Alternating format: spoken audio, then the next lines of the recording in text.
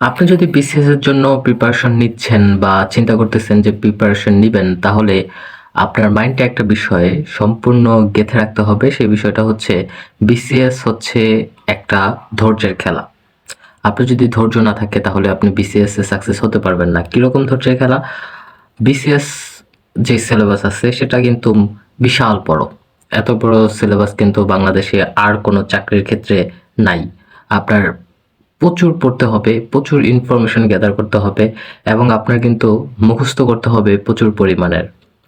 সুতরাং আপনার এই মুখস্থ করা এবং আপনার এই পড়াশোনা, যেটা সাবজেক্ট অনেক বেশি এবং অনেক বিস্তারিত বিষয়গুলো জানতে হবে, সেখানে যদি আপনার ধৈর্য না থাকে তাহলে আপনি এই পরীক্ষায় টিকে যেতে পারবেন না।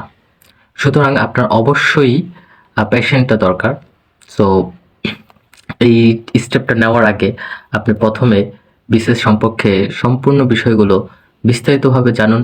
আর যদি মনে হয় যে আপনি তারপরে বিসিএস দিবেন, তাহলে আপনি সেখানে আগাতে পারেন। আর যদি মনে হয় যে না, আপনি কভার করতে পারবেন না এত বিস্তারিত বিষয়, বা আপনার বেসিক অতটা ভালো না, বা আপনি মনে করছেন যে এখানে অনেক টাইম লাগবে, সেই ক্ষেত্রে আমার মনে হয় যে বিসিএসটা লিভ করে দেওয়া সবচেয়ে বেটার হবে আপনার জন্য।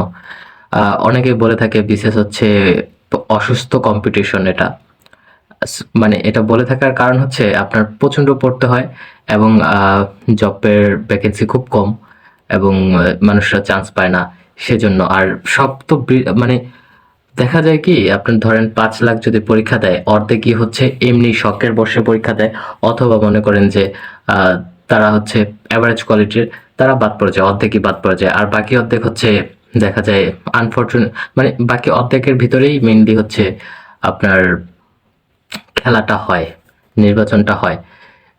কিরকম? তার মধ্যে আছে যে সবাই ভালো প্রিপারেশন নিচ্ছে, সেখানে হচ্ছে পিএলইতে কেউ টিকলো, কেউ হচ্ছে পিএলই রিটেন টিকলো, তারপর হচ্ছে ভাইবা। তো পিএলইতে পরীক্ষা দেওয়ার পর হচ্ছে কেউ রিটেনে যে সেখান থেকে অর্ধেক বাদ পড়ে যায়, ভাইভাতে যে সেখান থেকে অর্ধেক বাদ পড়ে যায়।